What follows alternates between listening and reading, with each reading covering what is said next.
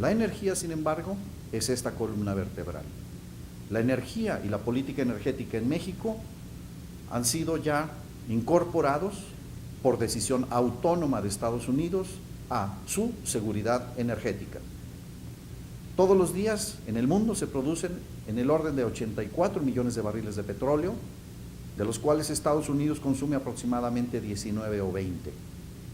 De manera que con el 5% de la población del mundo consumen el 25% de todo el petróleo que se consume. Estados Unidos tiene, sin embargo, reservas probadas en su propio territorio que no les permiten más allá de 4 años de satisfacción de sus necesidades de consumo. Por tanto, invaden otras naciones, imponen presidentes o cometen golpes de Estado desde el fin de la Segunda Guerra Mundial, como fue el caso de Irán y recientemente en el caso de Irak. De manera que México ha sido ya incorporado en esta geopolítica y geoeconomía estadounidense, que está sustentada, por supuesto, en una fuerza militar. Es evidente que un barril de petróleo de Irak no solamente cuesta lo que ya tiene de suyo su costo operativo, sino el costo de la guerra, que significa mantener una fuerza militar de ocupación en los países en donde se genera esta actividad. Lo mismo en el caso de Libia recientemente. México entonces es considerado un socio confiable y amigable, y en virtud de eso, México ha sido depredado de sus reservas. En el año 1990, México disponía de más de 50,000 millones de barriles de reservas. Hoy tenemos 14,000. Quiere decir que en este lapso de 3 lustros se han sacado aproximadamente 40,000 millones de barriles de petróleo. México tiene entonces una plataforma de extracción extraordinariamente elevada para el volumen de reservas que disponemos. Y estas reservas entonces se utilizan para mantener las necesidades energéticas y alimentar las reservas estratégicas de los Estados Unidos. La política energética que se ha propuesto por el actual gobierno ha sido comprometida desde antes de que el licenciado Enrique Peña Nieto fuese designado candidato a la presidencia de la República, durante su campaña a la presidencia de la República, en donde precisamente hace un año, en ocasión del 18 de marzo, el año pasado, confirmó su intención de privatizar, haciendo equivalente esta acción a la acción del general Lázaro Cárdenas. Un contrasentido histórico que evidentemente no tiene sustento ni jurídico, ni político, ni económico, ni estratégico, con lo que ocurrió en el año 1938 con la expropiación petrolera. Y esta voluntad se ha mantenido ya como presidente electo y en la firma del Pacto por México. El Pacto por México contiene 6 compromisos en donde de manera directa se está diciendo que se va a privatizar, aunque no utilicen la palabra, porque piensan que los mexicanos no somos inteligentes y es un insulto a la inteligencia que nos digan que no se va a privatizar, cuando en el propio lenguaje en el que se emiten estos compromisos se está afirmando que se va a privatizar. Cualquier senador, cualquier diputado y el propio presidente de la República sabe perfectamente que el concepto de rectoría del Estado se refiere exclusivamente a los ámbitos en los cuales participan los sectores social y privados. Sobre eso el Estado ejerce su rectoría. Cuando se habla del petróleo, con toda claridad en el artículo 27 y 28, que establece las áreas estratégicas, todo lo que se refiere a esta actividad, al dominio sobre los recursos energéticos y su explotación, en particular los hidrocarburos, la electricidad y la energía nuclear, son consideradas áreas estratégicas. Ya desde el enunciado en el Pacto por México como rectoría del Estado se está diciendo la participación privada, de manera que es una simulación, una hipocresía y una manipulación de la opinión pública afirmar que no se pretende hacer lo que de suyo se está haciendo. Es una falta de honestidad intelectual y política y una falta de respeto a la inteligencia de los mexicanos. Evidentemente, el papel de la renta petrolera debe de ser entendido por todos y cada uno de los mexicanos. Y no es una cuestión de discusión teórica, sino muy práctica. Que en concreto, ¿qué significa? El hecho de que un barril de petróleo en el mercado mundial, la mezcla promedio del año 2012 fue de aproximadamente $100 por barril.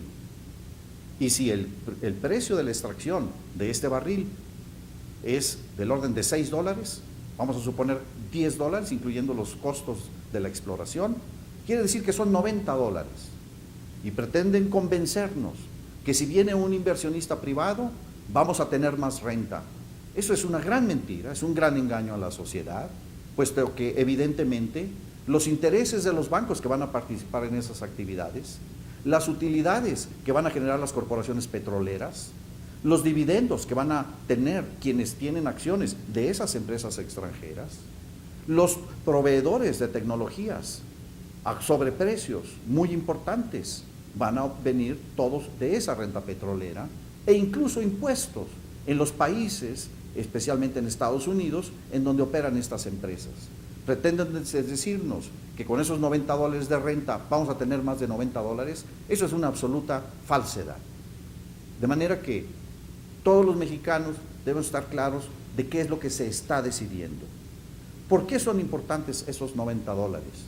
Si tiene en su casa un papel y un lápiz o una calculadora, o puede hacer la suma y multiplicación mentalmente, simplemente haga esta suma. $90 por 2,5 millones de barriles diarios son $225 millones por día. Y si lo multiplicamos por 365 días, estamos hablando de más de $80,000 millones. Puede usted consultar los datos financieros, contables de Pemex del año 2012. Los ingresos totales fueron de $1,900,000 millones. Gastos operativos por unos $500,000 millones. Gastos de pidiregas, este programa de inversión diferido en el gasto, que no es otra cosa que inversiones privadas que se pagan a plazo y que el año pasado representaron $311,000 millones. Con todos esos gastos quedó un remanente antes de impuestos por $1,070,000 millones. ¿Cuántos impuestos pagó Pemex el año pasado? $1,067,000 millones. Le dejaron $4,000 millones que no fueron suficientes para pagar los $38,000 millones de intereses. Resultado contable manipulado: Pemex está en deuda y tuvo una pérdida de $34,000 millones. Pues bien, imaginemos entonces que tenemos $240,000 millones de inversión, resultado de esa renta que es de la nación. ¿Cuánto tendríamos? Tendríamos $20,000 millones por mes para poderlos destinar a inversión. Eso es 3 veces lo que equivale el fondo para el fomento de las micro, pequeñas y medianas empresas que tiene la Secretaría de Economía. Es un recurso de la nación. Es inaceptable que se nos siga imponiendo un proceso de desmantelamiento que equivale a un verdadero suicidio histórico como país. Los gobernantes deben de recapacitar, reconocer que su proyecto no es racional, no es viable y conduce de manera necesaria a una permanente condición de estancamiento económico. Es, como será imposible, crecer al 6,5% anual como se afirma y se propone en el actual gobierno. Lo mismo dijo Vicente Fox: creceremos al 7%, falso. Lo mismo prometió Calderón: será el presidente del empleo y del crecimiento, falso. Tenemos 30 años en que el crecimiento promedio del país es del orden del 2%. México será entonces, bajo esas condiciones, una neocolonia posmoderna del siglo XXI, en la cual tiene como condiciones 2 factores adicionales. Por una parte, trabajadores sin derechos de ser trabajadores, porque el outsourcing consiste exactamente en eso. Un trabajador no es un trabajador de la empresa en la cual presta sus servicios, sino de una empresa que compra y vende su fuerza de trabajo. Por lo tanto, no tiene un mejor salario, condiciones de seguridad social y evidentemente reparto de utilidades. Y por la otra, esto necesariamente conducirá a una situación de mayor conflictividad en la sociedad, porque no habrá condiciones para mejorar la equidad y el desarrollo en todo el país y por lo tanto se va a requerir un Estado con carácter policíaco y militar, a todo lo cual ha contribuido justamente una supuesta guerra contra el crimen organizado, que curiosamente es alimentado por armas de Estados Unidos y es también alimentado por el lavado de dinero, auspiciado también desde Estados Unidos. No estamos entonces ya en un margen de maniobra que nos permita suponer que esta propuesta va a funcionar. Está demostrado que no es así. No estamos ya en la condición de dudar de si esto es en beneficio o en perjuicio de México. Es absolutamente contrario al interés nacional.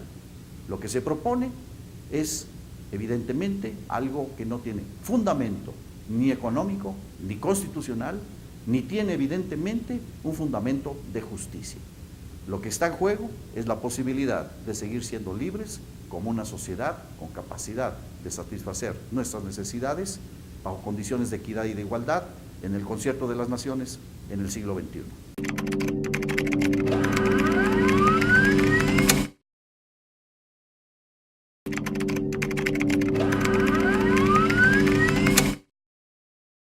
La energía, sin embargo, es esta columna vertebral.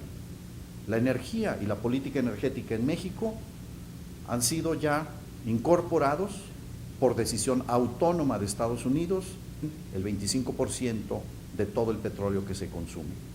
Estados Unidos tiene, sin embargo, reservas probadas en su propio territorio que no les permiten más allá de 4 años de satisfacción de sus necesidades de consumo. Por tanto, invaden, ha sido ya incorporado en esta geopolítica y geoeconomía estadounidense, que está sustentada, por supuesto, en una fuerza militar. Es evidente que un barril de petróleo de Irak no solamente cuesta lo que ya otras naciones imponen presidentes o cometen golpes de Estado desde el fin de la Segunda Guerra Mundial, como fue el caso de Irán, y recientemente en el caso de Irak. De manera que México hace a su seguridad energética. Todos los días en el mundo se producen en el orden de 84 millones de barriles de petróleo, de los cuales Estados Unidos consume aproximadamente 19 o 20. De manera que con el 5% de la población del mundo consumen